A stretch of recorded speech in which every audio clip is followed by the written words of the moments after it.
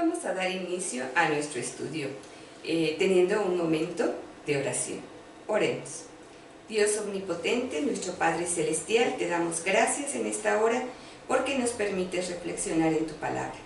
Te suplicamos que nos des sabiduría, inteligencia, discernimiento, revelación, de tal manera que podamos conocer, entender, aprender y poner en práctica tu voluntad, porque esta siempre es buena, agradable y perfecta. Por Cristo nuestro Señor te lo pedimos. Amén. Recordemos que en la época en la que se escribieron estas cartas, donde se establecieron las primeras iglesias cristianas, se vivía, quizás, la más cruel y dura persecución de los seguidores de Cristo, pero también de la mayor incertidumbre en ellos, ya que no podían ver claramente el cumplimiento de las buenas nuevas de salvación anunciadas primeramente por Jesús y después por los apóstoles, pues con mucha frecuencia eran testigos del sufrimiento e inclusive de la muerte de muchos creyentes, incluso de su propia familia. Abramos pues nuestras Biblias y localicemos el libro de Apocalipsis. Busquemos el capítulo 3 y leamos los versículos del 14 al 22. Dice así la palabra de Dios. El mensaje a la Odisea. Y escribe el ángel de la iglesia en la Odisea. He aquí el Amén, el testigo fiel y verdadero, el principio de la creación de Dios. Dice esto: yo conozco tus obras, que ni eres frío ni caliente. Ojalá fueses frío o caliente, pero por cuanto eres tibio y no frío ni caliente, te vomitaré de mi boca. Porque tú dices, yo soy rico y me he enriquecido, y de ninguna cosa tengo necesidad, y no sabes que tú eres un desventurado, miserable, pobre, ciego y desnudo.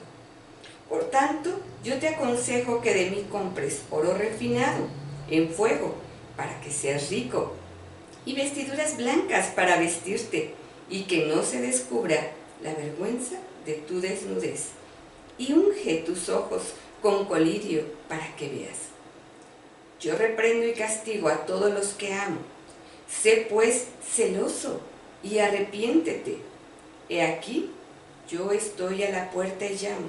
Si alguno oye mi voz y abre la puerta, entraré a él y cenaré con él y él conmigo. Al que venciere, le daré que se siente conmigo en mi trono, así como yo he vencido y me he sentado con mi Padre en su trono. El que tiene oído, oiga lo que el Espíritu dice a las iglesias. ¿Qué te parece? Muy fuertes estas palabras, ¿verdad? En este escrito, tal como se acostumbraba en esos tiempos a redactar las cartas, se inicia con la presentación del remitente, es decir, el que está dando el mensaje. De acuerdo al versículo 14, ¿cómo se presenta el autor?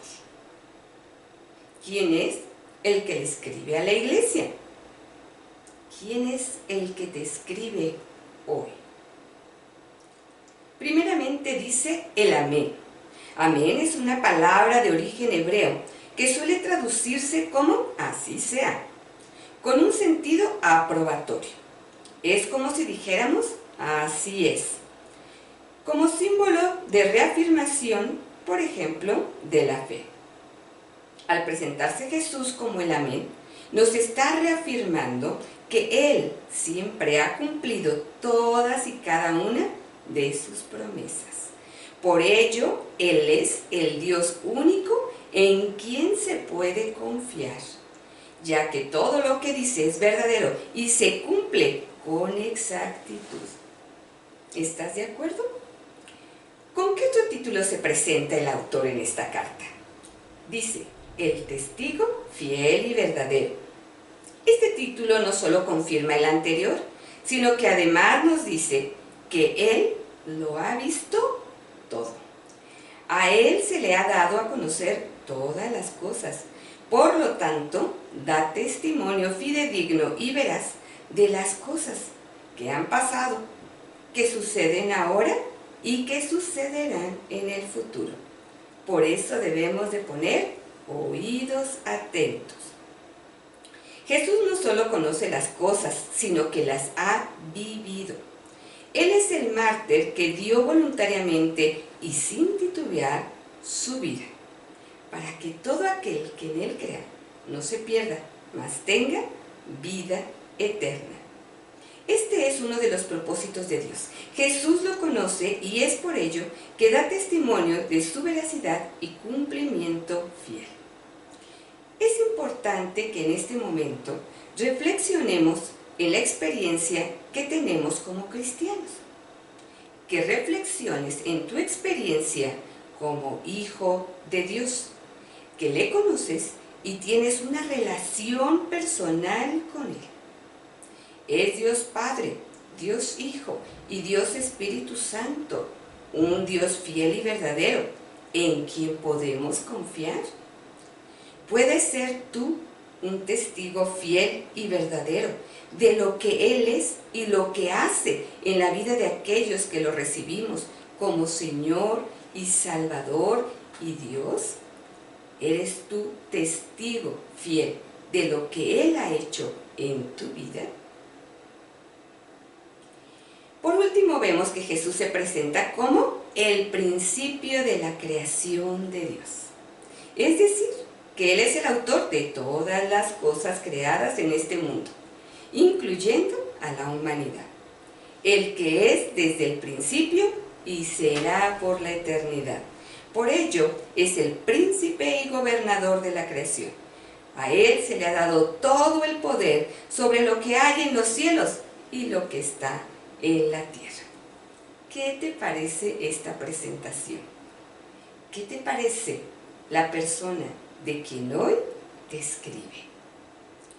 ¿Qué sentimientos y pensamientos surgen en ti al escuchar en este momento que el Amén, el testigo fiel y verdadero, el principio de la creación de Dios, tiene un mensaje para ti hoy?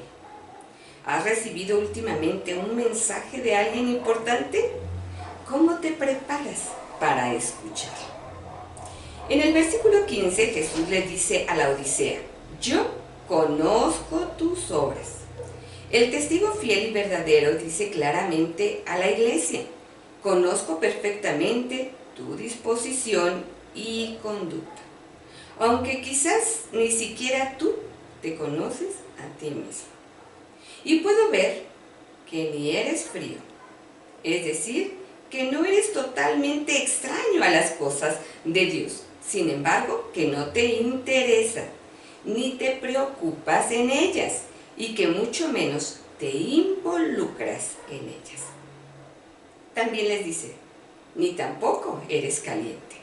Es decir, que aunque conocían a Dios y creían en Jesucristo como Salvador, no se habían rendido a Él completamente, no habían entendido su misión en el extendimiento del reino, que no es solamente como oidor, sino sobre todo como protagonista.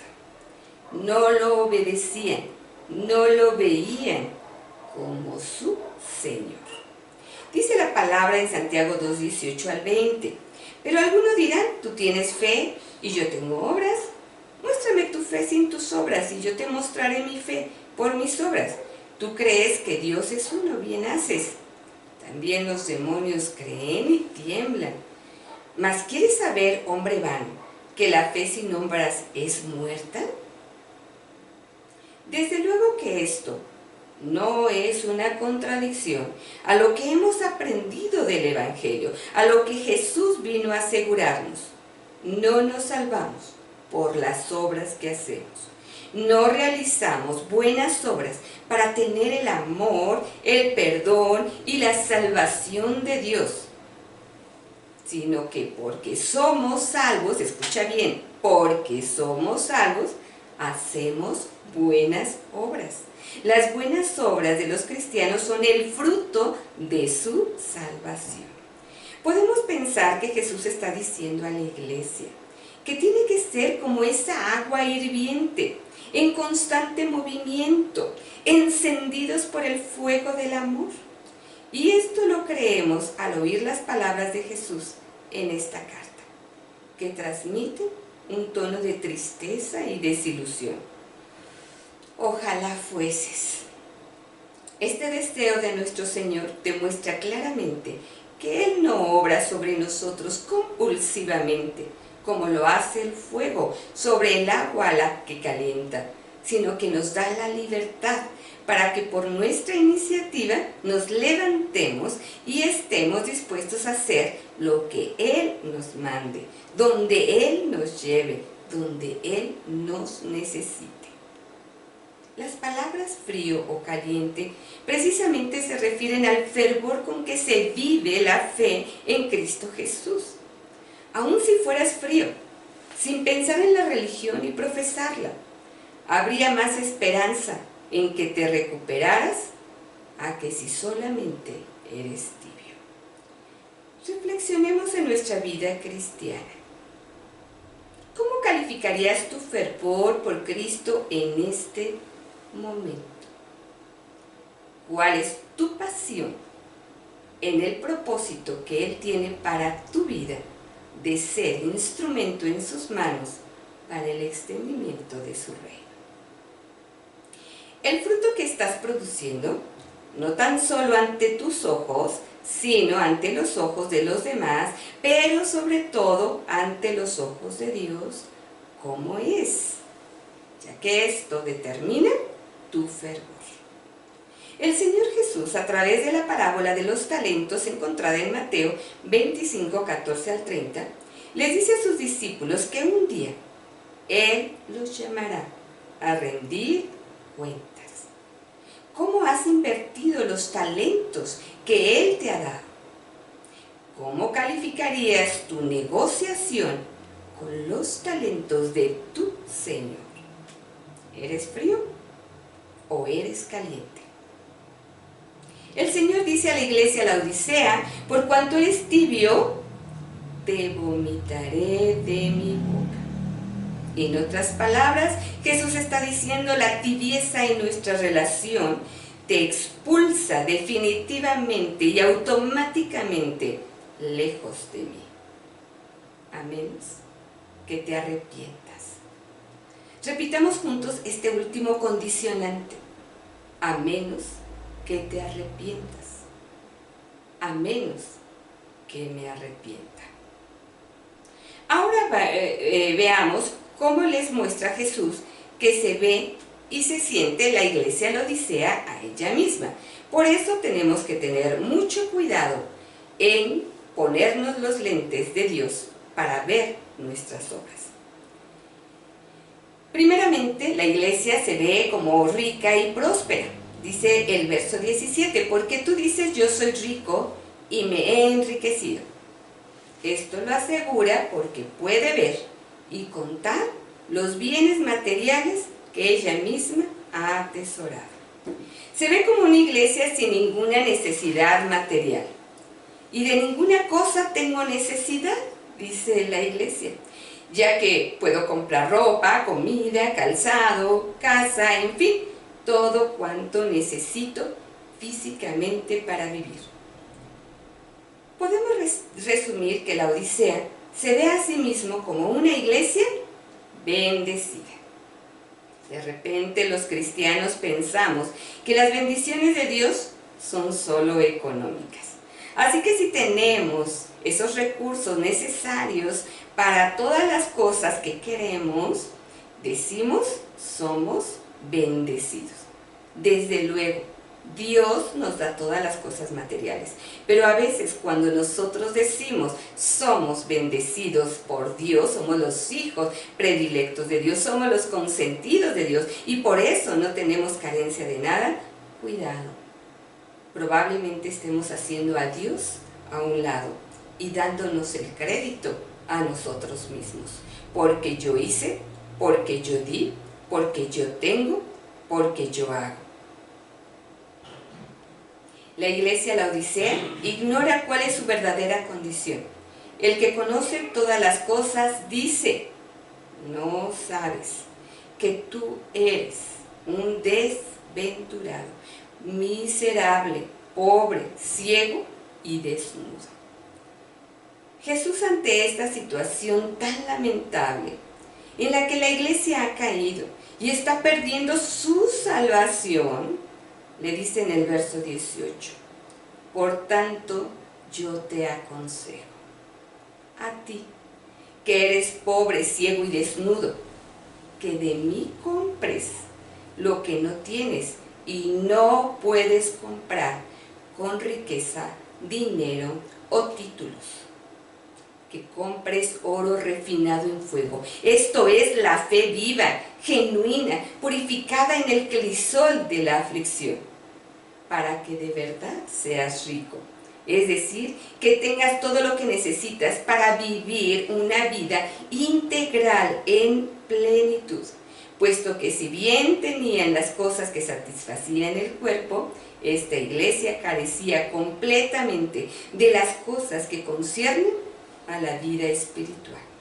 Les faltaba que experimentaban el gran mandamiento que consiste en amar a Dios con todo su corazón, con toda su alma y con todas sus fuerzas, pero sin olvidar la segunda parte: y amarán al prójimo como a ellos mismos. En esto último es por lo que los ve desnudos y les aconseja que de él también compren esas vestiduras blancas que se refieren a una verdadera santidad personal y social. Les invita a comprar de su colirio, que da la iluminación espiritual, que sensibiliza los sentidos espirituales para percibir la constante presencia real de Dios en nuestras vidas y que representa la unción del Santo, instruido en todas las cosas y capacitado para toda buena obra que da honra y gloria a nuestro Dios. Es necesario que sintamos la dependencia indispensable de Dios con nosotros. El apóstol Pedro describe la ceguera como la carencia de las virtudes espirituales. En su segunda carta, en el capítulo 1, versos 5 al 9, nos dice: por esta razón, también, obrando con toda diligencia, añadir a nuestra fe virtud, y a la virtud conocimiento, al conocimiento dominio propio, al dominio propio perseverancia, y a la perseverancia piedad, a la piedad fraternidad, y a la fraternidad amor. Pues estas virtudes, al estar en nosotros y al abundar, no os dejarán ociosos ni estériles en el verdadero conocimiento de nuestro Señor Jesucristo. Porque el que carece de estas virtudes es ciego o corto de vista, habiendo olvidado la purificación de sus pecados pasados. A todos los que amo, dice Jesús, a ti, pobre Laodicea, a ti, pobre creyente, por ese amor infatigable de padre a hijos, reprendo con respecto al pasado y castigo para que se corrijan en el futuro y no se pierdan. La iglesia Laodicea creía tenerlo todo, pero en un sentido espiritual no tenía mucho. Había creído en Jesús como su Salvador, pero no lo había hecho su Señor, al que se le busca, al que se le trata de agradar a través de la obediencia, porque se le reconoce como el dador de la vida. Los creyentes de la Odisea habían sido salvos en el momento que recibieron a Cristo como su Salvador, pero no habían permitido que sus vidas fueran transformadas a la imagen de Jesucristo, ni mucho menos crecían para alcanzar su estatura. No estaban dando fruto. Al ver esta situación surge una pregunta urgente: ¿cómo podemos comprar el tesoro espiritual?